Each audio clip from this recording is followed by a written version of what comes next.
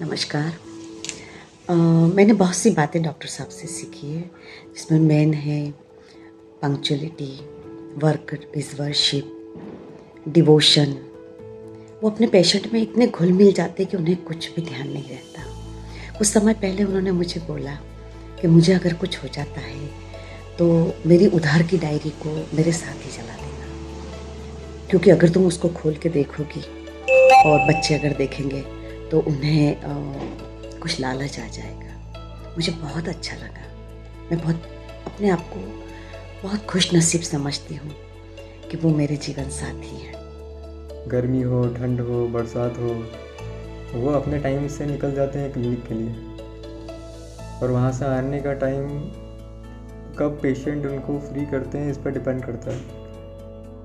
आज ज़िंदगी में जो भी मैंने थोड़ी बहुत प्रगति करी है, सब मेरे पापा की देन है। मैंने उनसे सीखा कैसे निडर होकर हमेशा खरा और सच बोलना है, कैसे हमेशा मेहनत करते रहना है, चाहे ज़िंदगी में कोई उतार चढ़ाव आ रहे हों। अपने पेशेंट्स के लिए, परिवार के लिए, बच्चों के लिए कैसे वो लगातार मेहनत करते रहे। जिन पर है सब कुछ कुर्बान, वो है मेरे पापा, मेरी शान।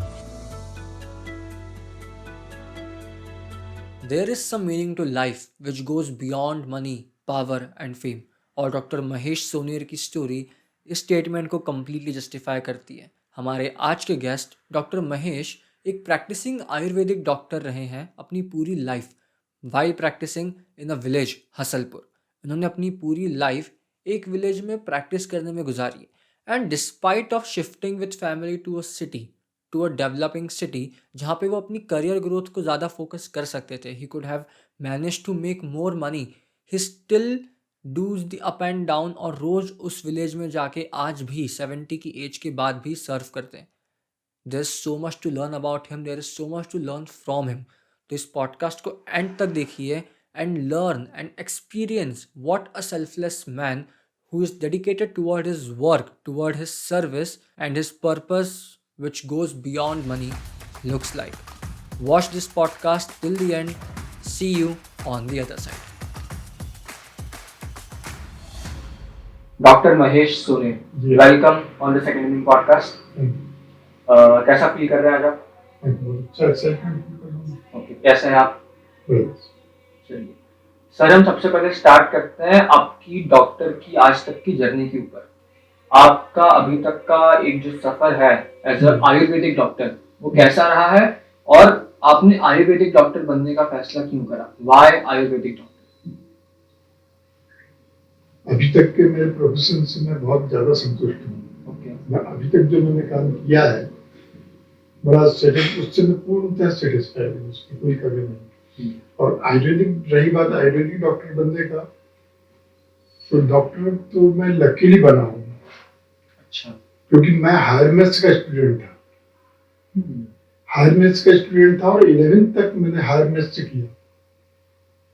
11th के बाद जब मैं इंदौर आया तो मेरे फादर, उनके परिचित थे यहाँ पर अष्टांग आयुर्वेदिक कॉलेज के प्रिंसिपल डॉक्टर पारा सर। उन्होंने मेरे फादर से बात करके और मुझे कॉल किया है कि भाई बच्चे को यहाँ भेजो, मैं डॉक्टर बनाऊंगा। तो जब मैं यहाँ पर आया तो मेरी डॉक्टर पारा सर और उनसे बातें हुई, तो मैंने उनको बताया कि मैं तो हायर मैथ्स का स्टूडेंट हूँ, इंजीनियर बनना चाह रहा था, तो मैं कैसे कर पाऊंगा। तो उन्होंने मुझे करेक्ट किया कि नहीं, आपको फर्स्ट ईयर में बायोलॉजी सब्जेक्ट लेना पड़ेगा और बायोलॉजी साथ में पढ़ना पड़ेगी आयुर्वेदिक के सब्जेक्ट के साथ। अच्छा।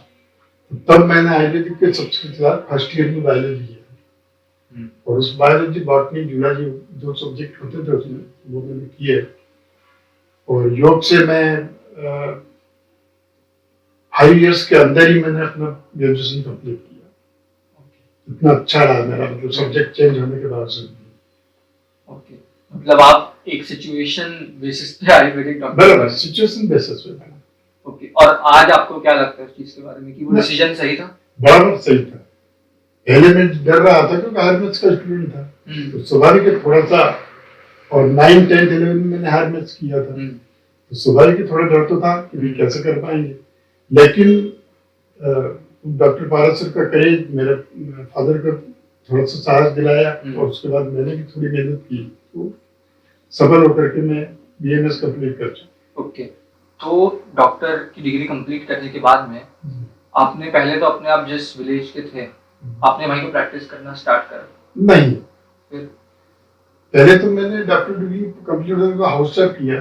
तो मैंने एलोपैथी के लिए मैं हाउस जॉब किया सिविल हॉस्पिटल विदिशा में, ओके, और आयुर्वेदिक के लिए किया मैंने होशंगाबाद जिले में पांजरा कला करके प्लेस था, वहाँ पर आयुर्वेदिक डिस्पेंसरी। ये हमारे 6 मंथ मैंने एलोपैथी का किया था, 6 मंथ आयुर्वेदिक। जब वो मैं कंप्लीट करके 76 में अपना हाउस जॉब कंप्लीट करके आया, तो सडन मेरे एक मित्र के यहाँ रुका, मेरा जो क्लासमेट था उनका पूरा फाइनल हुआ नहीं था बरगले, डॉक्टर बरगले में, उनके साथ रुका और हम दोनों ऐसे बात कर रहे थे कि यार मुझे प्रैक्टिस करना है। तो हम विचार करके हमने प्रैक्टिस के लिए जगह चुनना पसंद किया कि मुझे इंदौर रहने का काफी शौक था। तो मैंने उनसे कहा यार मुझे इंदौर पसंद है, मैं इंदौर के आसपास कहीं प्रैक्टिस करना चाहता हूँ। तो हम लोग ऐसा सोच ही रहे थे और हम चलते चलते ऐसे जा रहे थे, रास्ते में चलते चलते बात कर रहे थे, इतने में मेरे परिचित लेक्चरर मिल गए जिन्होंने मुझे हायर सेकेंडरी में पढ़ाया था। अच्छा, तो वो मिल गए, तो उन्होंने जैसे ही मैंने उनको विश किया, विश करने के बाद उन्होंने पूछा बेटा डॉक्टर बन के आप क्या करोगे? तो मैंने बस जगह देख रहा हूँ, प्रैक्टिस करूँ, कोई आसपास ही गाँव देखूँ। मैंने आपका कोई परिचित विलेज हो तो बता दीजिए। तो उन्होंने मुझे सडन बोल दिया कि मेरे पास में और इंदौर के पास में मेरी ससुराल है हासलपुर। तो मैंने उसी वक्त निर्णय ले लिया कि यार हमारा मित्र था बरगल, उससे बोला बनकर कल हासलपुर चलते हैं। और उनसे जब विदा हुए, विदा होने के बाद जब हम घर पे आ गए, दूसरे दिन हासलपुर का कि कौन सी बस जाती है ऐसा देख करके, और दूसरे दिन हम हासलपुर गए। और हासलपुर जाकर के उनको ससुराल में उस समय उनके मेरे ससुर तो वो सरपंच थे। मैंने उनसे बोला कि साहब मैं डॉक्टर हूँ, मतलब आपके दामाद ने मुझे पढ़ाया है, तो शिष्य हूँ, तो मुझे प्रैक्टिस यहाँ करना है। तो उन्होंने मुझे तुरंत एक कमरा दे दिया, बोला आप इस कमरे में प्रैक्टिस करेंगे, आप बैठिए, कोई बात नहीं, अच्छी बात, स्वागत है आपका। बस मैं दूसरे दिन से मैं वहां जाने लग गया। ओके, तो आपको उस टाइम पे नहीं लगा कि आप एक गांव में अगर प्रैक्टिस करेंगे तो आपको शायद करियर ग्रोथ उतनी ज्यादा अच्छी ना मिले कंपैरेटिव टू अगर आप शहर में करते हैं किसी अच्छी जगह पर? ऐसा कुछ ख्याल आया? सही है, हर आदमी एक प्रैक्टिस करना चाहता है, पर मैं क्या था कि शुरू से ही विलेज में रहा, मेरा जन्म विलेज में हुआ, विलेज में रहा। मुझे मालूम है कि विलेज में डॉक्टरों की बहुत कमी है, और उस समय क्या है कि इतने ज्यादा हॉस्पिटल नहीं हुआ करते थे, तो इसलिए मैंने चाहा कि गांव में ही रह के प्रैक्टिस प्रारंभ की जाए। ओके, तो इसलिए वहां पर सेट हो गया। ओके, तो सर कितने साल आपने गांव में प्रैक्टिस करी? मैं गांव में अभी तक प्रैक्टिस कर रहा हूँ, 76 से अभी तक मैं गांव में ही जा रहा हूँ। अब लेकिन अप डाउन कर रहा हूँ 20-23 साल से। हाँ, और उसके पहले 10-15 साल में गांव में रहा, 76 से 2001 के मतलब ऑलमोस्ट आपको 50 साल होने आ गए। हाँ, करीब अप्रोक्सीमेटली। तो अब तो आप अप डाउन करते हैं, आप इंदौर में भी आपने अब देख लिया है कि यहाँ का मेडिकल वो कैसा है, माहौल कैसा है, सिटी में और विलेज में आपको दोनों का एक्सपीरियंस है। तो दोनों जगह प्रैक्टिस करने में डिफरेंस क्या है, एक गांव में प्रैक्टिस करना और एक शहर में प्रैक्टिस करना? गांव में प्रैक्टिस करने का ये है कि वहां पर प्रैक्टिस जो की जाती है वो लोगों की फाइनेंशियल कंडीशन देख करके होती है, और दूसरा वहां पर क्रेडिट भी होता है। क्योंकि क्रेडिट होती है, क्रेडिट, हाँ, क्योंकि जनरली वहां पर फार्मर्स लोग होते हैं, और फार्मर्स लोगों के पास साल में 1 या 2 बार ही पेमेंट आता है, पैसा आता है। तो वो लोग क्या है कि क्रेडिट भी करते हैं, कई बार अपने को पैसा लगातार नहीं दे पाते। तो वहां की प्रैक्टिस में और शहर की प्रैक्टिस में काफी अंतर होता है। वहां पर हम किसी भी पेशेंट आया, मजदूर वर्ग आया, तो हम उससे ज्यादा फी नहीं ले सकते। तो हम लोग वहां पर क्या करते हैं कि इंजेक्ट करते हैं, और कभी कभी उस समय तो मेडिकल भी नहीं हुआ करते थे, मेडिकल स्टोर भी नहीं थे, तो पास से डिस्पेंसिंग भी करना होता था। तो हम डिस्पेंसिंग करके और अपना इंजेक्शन लगा के उसी में 20 या 30 रुपये फीस अपनी जोड़ लेते थे, ट्रीटमेंट कर देते थे। तो उस समय में 30 रुपीज में एक सिंपल बुखार का ट्रीटमेंट कर देता था। 30 rupees only 30 rupees with medicine with medicine. And injection, इतना कर देता था मैं। और उसमें भी कई बार जो मजदूर वर्ग होता था उसके पास पैसा पूरा नहीं निकलता था, क्योंकि उस समय मैंने देखा था कि मजदूरों को पर डे 20 या 30 रुपीज मिलता था।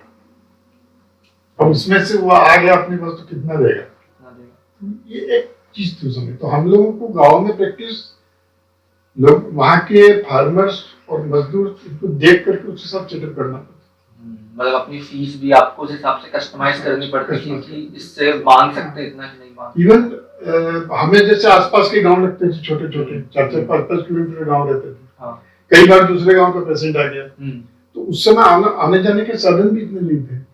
तो रेनी सीजन में तो मुझे या तो हार्ट पे लेके आएंगे, उससे बिठा के ले जाएंगे, मैं वहाँ उस पेशेंट को देखूंगा। अच्छा, आपको ले जाते थे? हाँ, मुझे बिठा के हार्ट पे बैठना पड़ता, हार्ट पे ले जाते थे। वो पैदल चलता था और आपको घोड़े पे ले जाते? मुझे घोड़े पे बिठा के चलता था वो साथ में। और वहां जाकर मैं पेशेंट देखता, वो पेशेंट देख के फिर वो वापस मुझे छोड़ के फिर वापस मतलब ऐसी कंडीशंस थी कि उसको आप मतलब गांव की प्रैक्टिस शहर की प्रैक्टिस में बहुत अंतर होता है। शहर में तो क्या है कि आप एक जगह बैठे हैं, पेशेंट आया, आपकी फी ली, आपने प्रिस्क्राइब कर दिया, चला गया, ये बात है। और गांव में एक बहुत अलग चीज होती है। सिटी में क्या बिजनेस ओरिएंटेड अप्रोच? हाँ, यस कह सकते हैं। ओके, तो आप जैसे कि वहाँ पे एक आयुर्वेदिक मेडिकल ट्रीटमेंट के पर्सपेक्टिव से गए थे कि नहीं, आप मैं कैसे ट्रीट? क्योंकि इंटीग्रेटेड फिजिशियन था। हाँ। ये एलोपैथिक भी मैंने पढ़ा था और आयुर्वेदिक भी पढ़ा था। हाँ। तो मैं मिक्स ट्रीटमेंट करता था। ओके, तो नहीं मतलब मेरा ये सवाल है कि वहाँ पे रूरल इंडिया में, वो गांव वाले पार्ट्स में, उनका मेडिकल प्रैक्टिसेस के ऊपर, मतलब हम एलोपैथी भी ले लें, हम आयुर्वेदिक भी ले लें, और बाकी उनके घरेलू उपचार जो अपन घर पे बोलते हैं कि ये कर लो, उनका इन तीनों के ऊपर जो विश्वास रहता था वो कैसा रहता था? मतलब क्या वो आयुर्वेदिक के ऊपर भरोसा करते थे कि उनका एलोपैथी के ऊपर, इंजेक्शन, दवाइयाँ, इन्हीं के ऊपर ज्यादा भरोसा रहता था? नहीं, मेन तो भरोसा उनको डॉक्टर पे होता था। अच्छा, वहाँ पे ये चीज ज्यादा, क्योंकि जहाँ पर वो ट्रीटमेंट लेने आते थे डॉक्टर अपने हिसाब से, आप उसको चाहे आयुर्वेदिक ट्रीटमेंट दे दें चाहे एलोपैथिक दे दें, उसको सिर्फ ये कि मुझे तुरंत जल्दी आराम हो जाए, और जल्दी आराम पाने के लिए तो एलोपैथिक मेडिसिन कुछ देना होती थी। ओके, और क्या सिटीज में भी सेम सीन है? सिटी में भी मैं तो कहूंगा कि सेम चीज है, सेम ही है। हाँ, लेकिन सिटी में क्या होता है कि जैसे पेशेंट आता है, सबसे पहले वो पहले हमारे समय में, क्योंकि मैंने 76 में किया था, तो उस समय में तो इतना नहीं था, क्योंकि बहुत कम डॉक्टर्स हुआ करते थे। डॉक्टर्स फिर अब बहुत ज्यादा डॉक्टर्स हो गए। तो अब ये सिटी में डॉक्टर का बिजनेस क्या हो गया, एक बिजनेस बन गया, उस हिसाब से करते हैं। तो आजकल क्या है कि डॉक्टर से पास जाएंगे, इन्वेस्टिगेशन लिखेंगे, सभी इन्वेस्टिगेशन करवा के आप लाए, तुम्हारा प्रिस्क्राइब करके फ्री हो गए। शहर में तो ये होता है। हम लोग गांव में क्या करते थे कि वहाँ कोई लेबोरेटरी या कोई एक्सरे गांव में तो होता नहीं था। हम यदि उसको लिखेंगे तो उसको पास के सिटी महू जाना होता था, और वहां से करा के लाना पड़ता था। उसको एक खर्च उस पर बढ़ता था, क्योंकि यहाँ से जाएगा, वक्त रहेगा, एक दिन उसका, दूसरे दिन उसको जाना पड़ेगा। तो हम लोग इन्वेस्टिगेशन जब जरूरी होता है तो ही करवाते थे, कि हमने पेशेंट को देखा, हमारा डायग्नोसिस लिया, डायग्नोसिस लेने के बाद हमने सोचा कि इसको ये है, लेकिन हमें ये लगा कि नहीं है, इसको जरूरी ये चीज देखना। जैसे किसी को खांसी हो रही है, हमने पहले उसको 2 दिन ट्रीटमेंट दिया, नहीं बंद हुआ, तो हम तीसरे दिन उसको एक्सरे के लिए बोलेंगे, यदि हमको शक हुआ तो। और रिलीफ हुआ तो हम उसको छोड़ देंगे, क्योंकि नाक उसको एक्सरे के खर्च में क्यों डालेंगे। गाँव में ऐसी प्रैक्टिस होती है। काफी मतलब शहर प्रैक्टिस में काफी काफी डिफरेंस difference है। बहुत बड़ा डिफरेंस। तो सर आपने इतने साल गांव में प्रैक्टिस करी, उसके बाद आपके बच्चे बड़े हुए, जी। आप ऑलमोस्ट एक रिटायरिंग की एज को टच करने की इसमें आ गए, नहीं, रिटायर से ऊपर हो गया, रिटायर से ऊपर ही हो गए आप। 71 रनिंग है मेरा।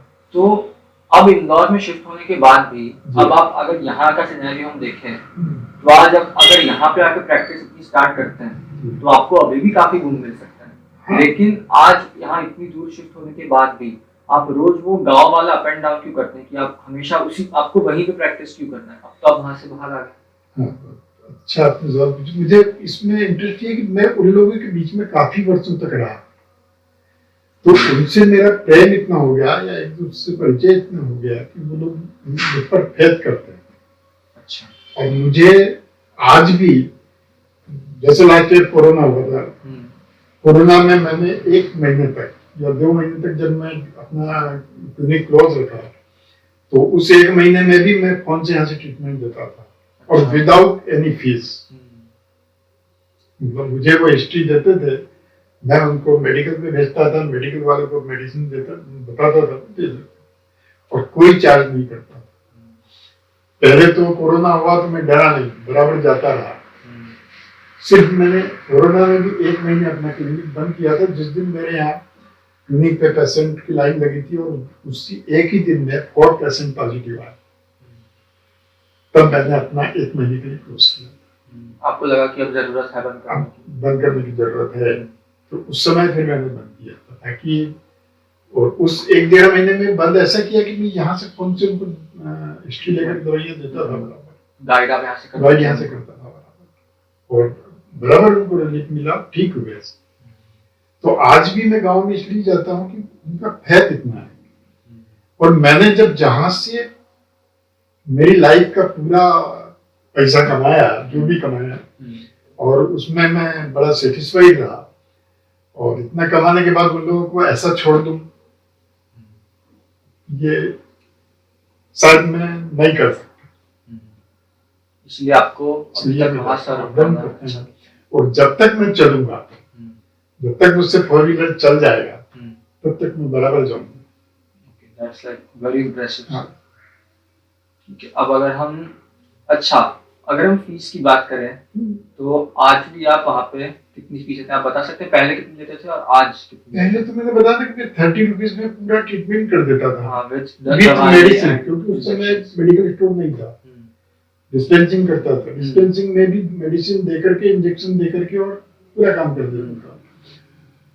उसके बाद मैंने थोड़े दिन बाद, करीब 5-10 साल के बाद 40-50 रुपए हो गया, फिर धीरे धीरे करके ऐसा इंक्रीज, आज मैं करीब 70-80 रुपीज लेता हूँ फीस। हाँ, फीस मतलब वहां पर उसको फीस कह दें या ट्रीटमेंट है, या ट्रीटमेंट कह दें कि 80 रुपीज, मैं मतलब अपने फीस के तौर पर 80 रुपए लेता हूँ उनसे, उसमें एक इंजेक्ट करता हूँ, एक इंजेक्शन भी देता हूँ जो जरूरी होता है। हाँ।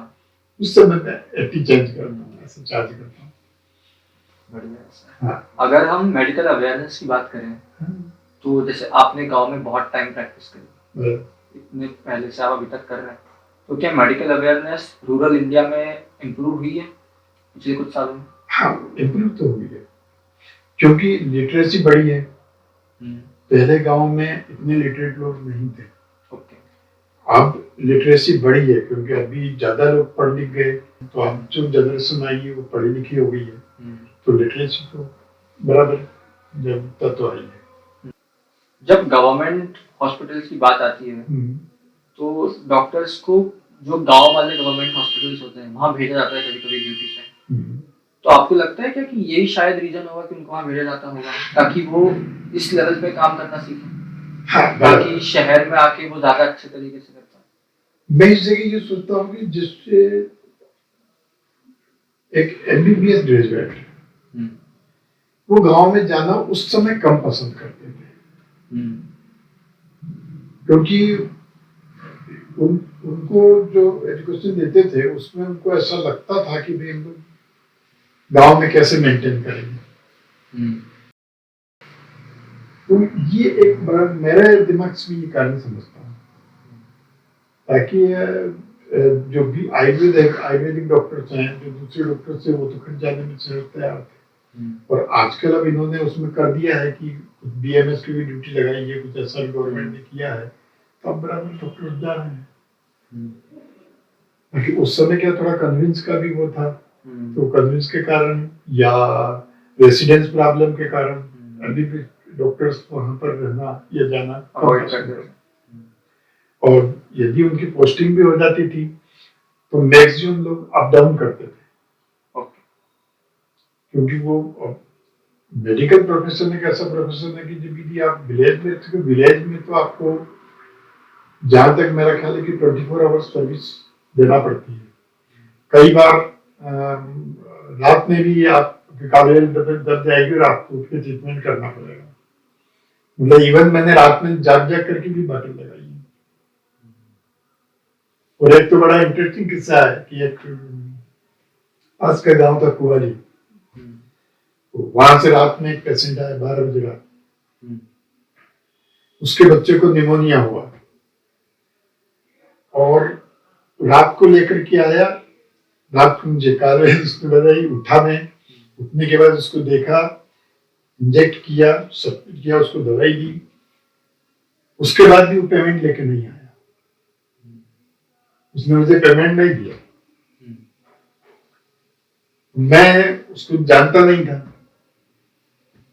उनके बेटा मैं उससे मैंने ये कहा कि बेटा मैं आपको जानता नहीं हूँ, मैं क्रेडिट कर रहा हूँ, तो मेरे पास में जो आपके रहते हैं ये जानते हैं मुझे, तो उनको उठाया, वो आया, बोले जानते, हाँ जानता हूँ, वो बस चला गया। दूसरे दिन वो मेरे पास आया नहीं दिखाने। मैंने वो पास वाले से किसी बोला, मैंने आप उनसे पूछना तो यार कोई बच्चा ठीक हुआ कि नहीं, आया क्यों नहीं दिखाने। जब वो वहां गए उस गांव में, तो उन्होंने उनसे पूछा कि मेरा बच्चा ठीक हो गया, बोले हाँ ठीक हो गया। तो तुमने पेमेंट नहीं कर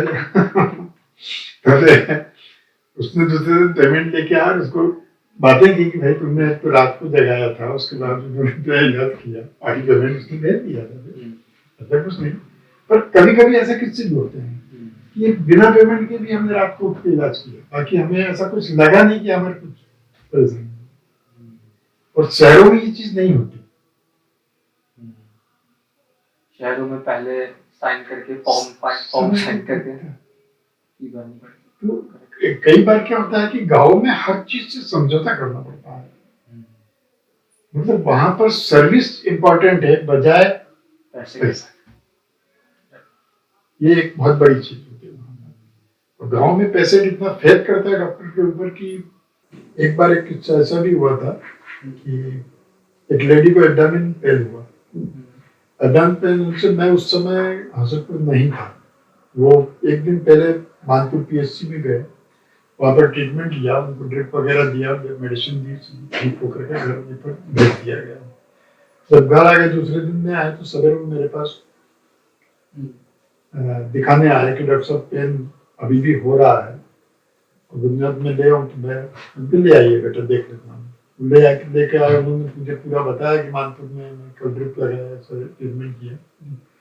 मैं उनको अपने देख रहा था, चेक कर रहा था, चेक करने के बाद एडवाइस किया कि भाई इनको अब थोड़ी सी इन्वेस्टिगेशन अपने को कराना होगा, तो क्योंकि बाकी ट्रीटमेंट तो डॉक्टर साहब दे ही चुके हैं, आगे तो नहीं। इतने में मैं इनको प्रिस्क्रिप्शन मतलब इन्वेस्टिगेशन के लिए लिख रहा था, इतने में ही उनको वापस पेन हुआ।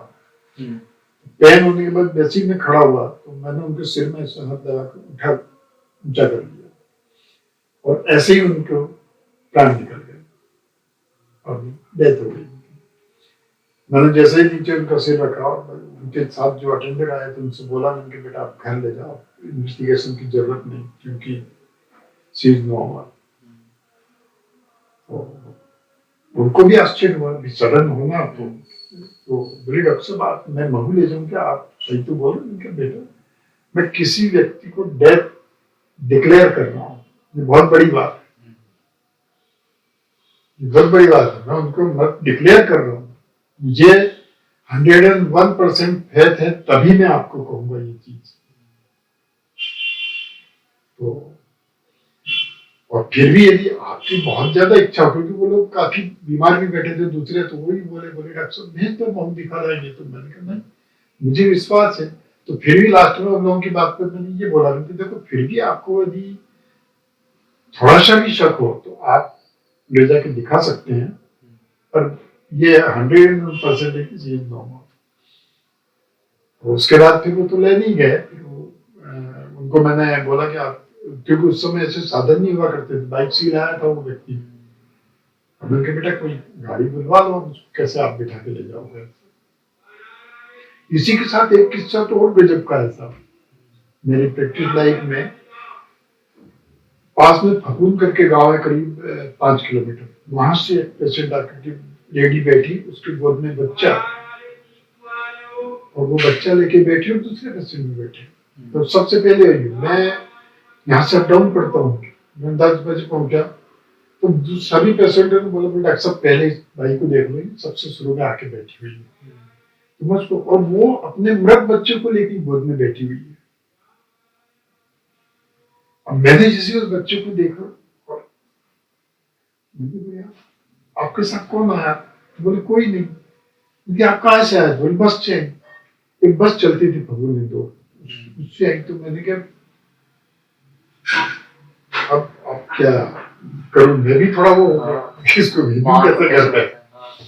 तो फिर मैंने बोला उनके भाई इसको अब इलाज की जरूरत नहीं है, आप इसको घर ले जाइए, और कोई आपके साथ हो तो उनके, आपका यहाँ कोई परिचित है। फिर उनके किसी परिचित को मैंने बुलाया और उनके साथ उनको बताया कि भैया ऐसा हो गया, आप इनको साथ में घर छोड़िए। फिर वो घर में, तो पास में जो दूसरे पेशेंट में लेडी पेशेंट बैठी थी, उन्होंने बोला डॉक्टर साहब हमें तो, हमें भी लग रहा था बहुत देर से ये बाई बैठी है, तो हमें भी लग रहा था थोड़ा थोड़ा कि कुछ गड़बड़ है, और बोले हम बोल नहीं पाए, पर आप आए तो आपने बोला तो हमको विश्वास हो गया हम भी सही। तो ऐसे हो जाता है, क्योंकि गांव में बड़े भोले लोग होते हैं, उनको तो इसीलिए ये दिल उनसे मिल जाता है। वहाँ ह्यूमन टू ह्यूमन इंटरेक्शन ज्यादा डीपली होता है, बराबर डीपली शहर के कंपैरिजन में। तो ये चीजें हो जाती हैं। तो उसमें इसलिए गांव को छोड़ना मुश्किल होता है। जहाँ पर मैंने प्रैक्टिस की उसको छोड़ना मेरे लिए मुश्किल होता है। मतलब वहाँ आपका प्रोफेशन और इमोशन दोनों जुड़ा हुआ है, इसलिए आपकी जड़ें हो गई है। जड़ें हो गई, इसलिए मैं, और हो भी गया 46 ईयर से रनिंग प्रैक्टिस करते हुए हो गई मुझे। 76 में गया था मैं वहाँ पर, 77, हाँ 6 या 7 में, 77 में, ऑलमोस्ट 50 साल। तो इतने लंबे समय में तो मुझे सभी लोग जानने लगे। और आज भी मैं, अब तो क्या रिटायर के बाद 71 ईयर चल रहा हूँ, तो अब जाता हूँ कई बार, तो मैं 12:30 बजे पहुँचता हूँ, 11 बजे पहुँचता हूँ, जो कि प्रैक्टिस का कोई टाइम नहीं। उस समय भी मेरे लिए वेट लोग करते हैं, बराबर रिंग करके आ जाते हैं, देखते हैं। और कई वहाँ के रिलेशन यहाँ बने हुए हैं, जैसे वहाँ की कई बच्चियां यहाँ मेरी होके आसपास आ गई, जैसे बीजलपुर में इधर आपके हवा बंदी के पैसे सब यहाँ आते हैं, वो भी आती है यहाँ पर उनसे मेरे, क्योंकि वहाँ के संबंध मेरे यहाँ भी काम आ रहे हैं, कंटिन्यू हो रहा है। तो कभी कभी यहाँ पर भी मेरे पेशेंट आते रहते हैं फोन करके, तो बराबर मैं उनको देखता हूँ अपने। ओके सर, अब अगर हम आयुर्वेद की थोड़ी बात करें, जी, बिकॉज आप एक आयुर्वेदिक डॉक्टर हैं आफ्टर ऑल, तो मुझे आपसे पूछना था कि हम अपनी लाइफस्टाइल में ऐसी कौन सी चीज़ों का ध्यान हमें रखना चाहिए आयुर्वेद के अकॉर्डिंग, जिससे एक हेल्दी लाइफस्टाइल हम बस मेंटेन कर सकें। तो आयुर्वेद में तो एक श्लोक हुआ करता था पहले, मैं पूरा तो बताऊं, सम दोष समान अग्नि सम धातु मलय क्रिया। मतलब आयुर्वेद हमेशा वात पित्त कफी त्रिदोष पे चलता है, आयुर्वेद का मेन वहां से। और तो अपने जो ये 3 दोषों को बराबर रखिए, अपनी जो अग्नि मतलब जो आजकल हम उसको एसिडिटी बोल सकते हैं, अपने शरीर में जो ग्लैंड्स होती है उनसे जूस निकलता है, जैसे गैस्ट्रिक जूस निकलता है, ऐसे मतलब सब जूस जो निकलते हैं उनको बढ़ने नहीं दें, तो उसको समान रखें कि यदि आपको एसिडिटी बढ़ी आप उसको मतलब एसिडिक खाना लीजिए।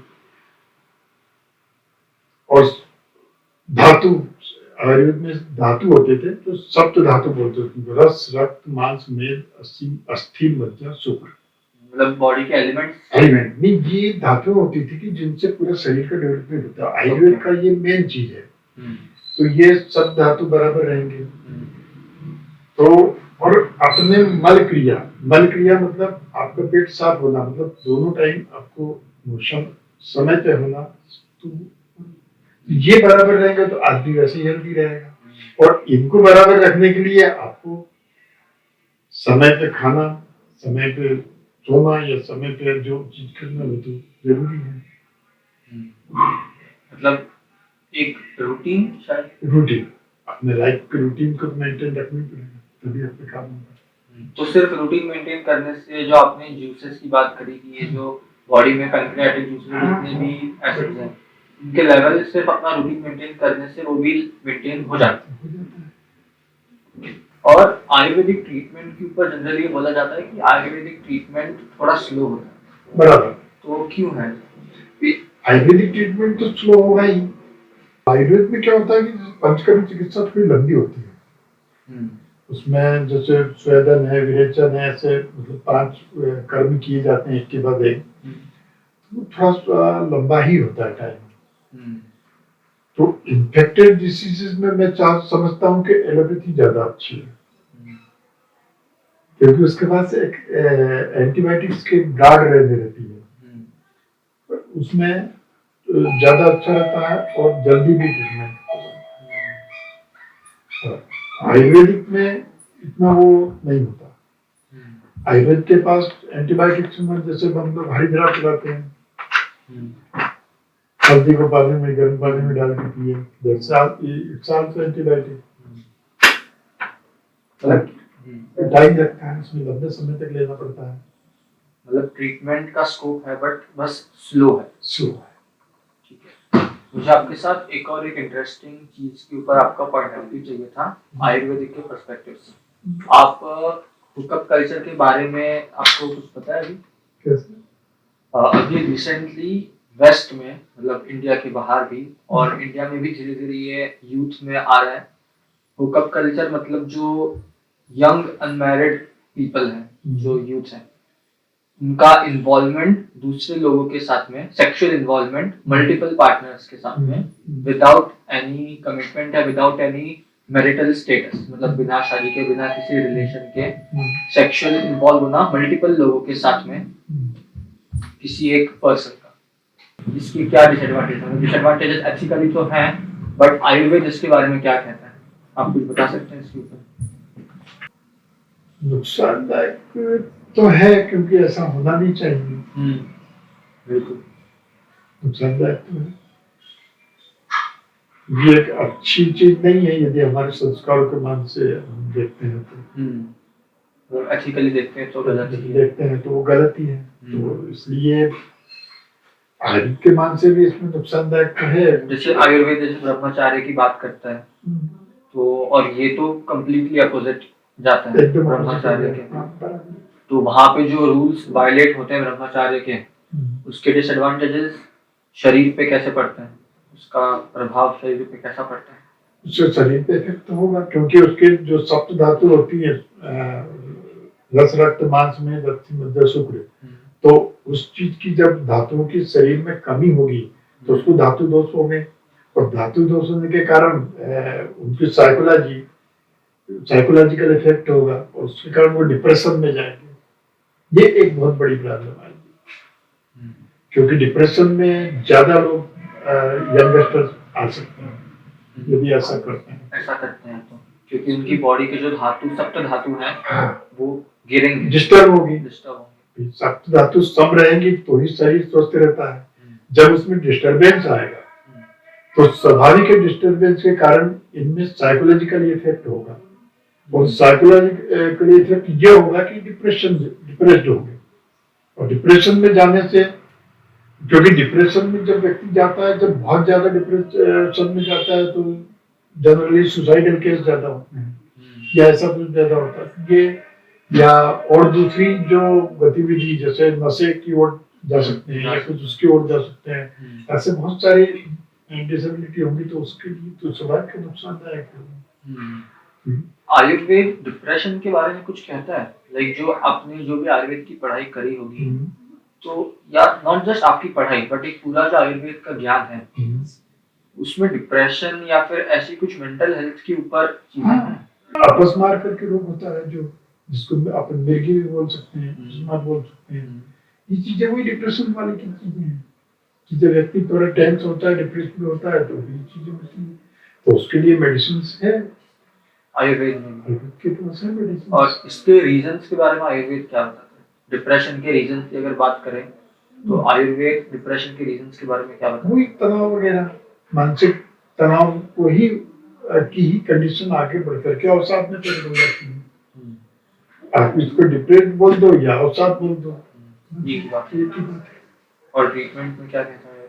आयुर्वेदिक में क्या है कि मेडिसिन से लंबे समय तक लेना पड़ता है, क्योंकि डिप्रेशन का ट्रीटमेंट इस टाइप से होता है कि शुरू में हैवी डोज फिर धीरे धीरे उसको कम कर टेपर ऑफ करते हुए बंद किया जाता है। एलोपैथी में, एलोपैथी में भी और आयुर्वेदिक में भी यही किया जाता है, क्योंकि उसको रेस्ट तो देना ही पड़ेगा। माइंड को रेस्ट देने के लिए एक साथ यदि हमें मेडिसिन, क्योंकि इसमें ज्यादातर मेडिसिन ऐसी होती है कि जिनसे थोड़ा सा नशा टाइप आता है, तो उसको धीरे धीरे हमको कम करते हुए बंद करना है। सडन बंद करेंगे तो भी गलत हो जाता है। डिप्रेशन के लिए आप क्या सजेस्ट करेंगे? एलोपैथिक ट्रीटमेंट की आयुर्वेदिक ट्रीटमेंट ज्यादा अच्छा ऑप्शन क्या है आपके अकॉर्डिंग? ज्यादा अच्छा ऑप्शन तो आयुर्वेदिक है। ओके, क्यों? उसके कारण क्योंकि जो एलोपैथिक ड्रग्स है उनके साइड इफेक्ट्स बहुत हैं, और जो आयुर्वेदिक जो दवाइयां जो देते हैं वो उनके साइड इफेक्ट नहीं है, बॉडी पे साइड इफेक्ट कम होते हैं, और उसको एलोपैथी के बजाय ज्यादा लंबे समय तक लिया भी जा सकता है और भी ज्यादा दिक्कत नहीं होती, क्योंकि वो नेचुरल चीजों से नेचुरल चीज होती है। सर, तो मुझे आपसे ये पूछना है कि जो एलोपैथिक दवाइयाँ होती है उसका जैसे क्रोसिन हो गई, पैरासीटामोल हो गई, लोग सर दर्द हुआ, बुखार आया लेके खा लेते हैं, और इवन आयुर्वेदिक में भी ये देखा है मैंने कहीं कहीं कि अपने आप दवाइयाँ ले ली जाती हैं। तो दोनों ही केस में, एलोपैथी में भी और आयुर्वेदिक में भी, ये अगर खुद से हम ले लें तो वो कितना हद तक गलत है, और मतलब कितना सही कितना गलत, और उसके क्या दुष्परिणाम हो सकते हैं? बिना डॉक्टर के मेडिसिन लेना, बिना डॉक्टर की एडवाइस के मेडिसिन लेना, ये तो बिल्कुल ही ठीक नहीं है। क्योंकि डॉक्टर मेडिसिन तो आपको, आप बुक पढ़ेंगे या कोई सा भी लिटरेचर पढ़ेंगे उसमें आपको पता लग जाएगा, लेकिन डोज वो एक डॉक्टर ही तय कर सकता है कि, क्योंकि डोज हमेशा सीवियरिटी के मान से तय होता है। कभी कभी हम कोई सा इंजेक्शन 1 ग्राम दे रहे हैं, जब सीवियरिटी ज्यादा होती है तो उसको 2 ग्राम भी दे देते हैं, या 6 आवरली दे देते हैं, 8 आवरली दे देते हैं, कई बार हम उसको आधा भी कर देते हैं। तो डोज की जो चीज होती है वो डॉक्टर के पास ही होती है, इसलिए बिना डॉक्टर की सलाह के तो आपको दवाइयां लेना ही नहीं चाहिए।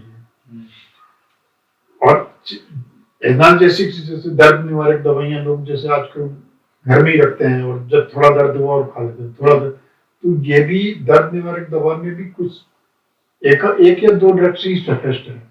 बाकी ड्रग लगातार लेना अच्छी आदत नहीं है, उससे आपके लीवर पे डैमेज होता है, आपके पाचन संस्थान को खराब करता है, डाइजेशन खराब होगा, ये सब चीजें होगी। इसलिए बिना डॉक्टर की सलाह की डोज तो नहीं लेना। आयुर्वेदिक भी ये आयुर्वेदिक भी चीज तो वही हुई, लेकिन आयुर्वेदिक एलोपैथी की बजाय थोड़ा सा कम नुकसानदायक है। एक बार आयुर्वेदिक लेने में आपको इतना ज्यादा साइड इफेक्ट नहीं होगा, थोड़ा सेफ साइड पे है, लेकिन वो भी बिना सलाह के तो लेना उचित नहीं है। सर, एक लास्ट सवाल जो मुझे पूछना है, हमने रिसेंटली कुछ टाइम पहले एक साइकोलॉजिस्ट के साथ में भी करा था जी हमारा एक पॉडकास्ट, तो उसमें आजकल ये हमको पता चला कि आजकल के टाइम पे जो यूथ है सभी में डिप्रेशन, एंजाइटी, मतलब बेसिकली मेंटल इलनेस से रिलेटेड चीजें काफी ज्यादा बढ़ गई हैं। तो अगर हम मेंटल वेलबींग की बात करें तो मेंटल वेलबींग के बारे में आयुर्वेद क्या कहता है? मतलब ट्रीटमेंट तो अलग हो गया, बट एक मेंटली हेल्दी लाइफस्टाइल कैसे जी जाए? उसके बारे में आयुर्वेद कुछ कहता है? मेरे समझ ये है कि आजकल का जो युवा है वो जल्दी इनकम करने में, ज्यादा इनकम करने में और इतना लिप्त है कि वो अपना पूरा रेस्ट का टाइम है वो भी उसी में इन्वॉल्व कर रहा है, बॉडी को रेस्ट नहीं दे पाता और इसलिए उसको ये डिप्रेशन और तनाव वाली चीजें होती हैं। अपने शरीर को खाना और सोना दोनों चीज भी नियत चाहिए फिक्स, ये दोनों चीज भी फिक्स होना कि समय पे सोना और समय पे खाना ये बहुत जरूरी है। और सोने के लिए एक नियत समय के 6 घंटे या 8 घंटे तो बहुत जरूरी है। आपको 6 घंटे तो आप चाहे 12 घंटे काम कीजिए, कोई दिक्कत नहीं है, लेकिन 6 घंटे आपको अपने माइंड को रिलैक्स देना ही होगा। और आप रिलैक्स नहीं देंगे तो स्वाभाविक है आप टेंस हो गए, टेंशन में हो गए, जल्दी हो गए, या कभी ऐसा समय पे सोना करना तो बहुत आवश्यक है, तभी आपका ये डिप्रेशन या तनाव से बच पाएंगे। ओके। हाँ। और योग, मतलब योग का कुछ इन्वॉल्वमेंट है? योग तो बहुत अच्छी चीज है, योग तो करना चाहिए। योग का तो आयुर्वेद से संबंध भी है। हाँ, उसी एक तरह से योग आयुर्वेद का ही एक पार्ट कह दीजिए आप। तो योग तो एक्सरसाइज और योग तो बहुत आवश्यक। आयुर्वेदिक ट्रीटमेंट्स में योग यूज होता है? योग तो सभी में यूज होता है। एलोपैथिक में भी एक्सरसाइज हम करवाते हैं और आयुर्वेदिक में भी करवाते हैं, कोई दिक्कत नहीं। मतलब योग मीन्स एक तरह से एक्सरसाइज ही कहूंगा मैं। तो शरीर के लिए बहुत ज्यादा उपयोगी है, उसके बिना तो कोई, योग तो बहुत जरूरी है, अच्छी बात है, करना ही चाहिए और वो मदद भी करेगा हेल्थ में आपको। मतलब ओवरऑल आयुर्वेद ये कहता है कि फिजिकली आपको एक्टिव होना भी जरूरी है और जितना रेस्ट रिक्वायर्ड है। और फिजिकली एक्टिव होने के लिए आपको समय पे खाना और सोना बहुत जरूरी है। दोनों चीजें हैंड इन हैंड साथ में चलती है। आप किसी भी चीज की अति वो गलत है। आप पानी भी एक अति करेंगे तो वो तो गलत ही है। आपको एक हर चीज का एक लिमिट होता है, बस वो लिमिट में हर चीज अच्छी है। लिमिट में रहेंगे तो हर चीज अच्छी रहेगी और सब काम होगा। चलिए सर, बहुत अच्छा लगा आपसे बात करके, बहुत कुछ नया सुनने को मिला, सीखने को मिला। आपका एक्सपीरियंस कैसा था इस पॉडकास्ट में? बहुत अच्छा रहा। मैंने तो खैर पहली बार दिया है तो बहुत अच्छा रहा। थैंक यू कम से सर। कम हमने एक दूसरे के विचार जाने, एक दूसरे की बातों का किया, तो अच्छी बात होती है, बहुत अच्छी। थैंक यू सर, आपने अपना समय दिया और सेकेंडरी पॉडकास्ट पर काफी अच्छा लगा आपसे बात करके। Thank you. Thank you for watching this podcast till the end. Doctor Mahesh के साथ आज इन सारे टॉपिक्स पे बात करके, उनके लाइफ के एक्सपीरियंसेस उनसे सुन के बहुत मज़ा आया। उन्होंने जिस टाइप के एक्सपीरियंसेस शेयर करे उनके प्रैक्टिसिंग लाइफ के, those were really exceptional. Like ये सब एक सिटी में रहते हुए देखने को नहीं मिलता। His dedication towards his work, the way he treats his patients, the way he treats his work is really phenomenal. Ayurveda के ऊपर उनके जो पर्सपेक्टिव्स थे, they were really fascinating. Overall उनके साथ ये पॉडकास्ट रिकॉर्ड करके बहुत मज़ा आया। कमेंट करके बताइए आपका इसमें से कौन सा फेवरेट पार्ट था, what inspired you from this podcast, and if you haven't subscribed to the Second Inning podcast yet, then subscribe to it as we will be releasing a new podcast every Monday. Stay tuned. See you on the next Monday.